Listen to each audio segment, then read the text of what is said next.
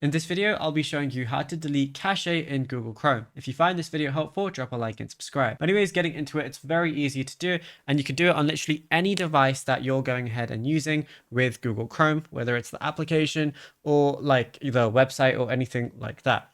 So all you want to go ahead and do is go over to your Google Chrome application, and I'm going to go to mine right now. So all you want to do once you're here is on the bottom right, you're going to see the three little dots. So go ahead and click on those. Then on the top left, you're going to see history as the very first option.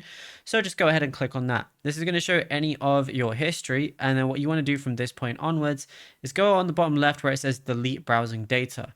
Now over here, you can select your time range, whether you want it to be the last 15 minutes, last hour, 24 hours, 7 days, 4 weeks, or all time.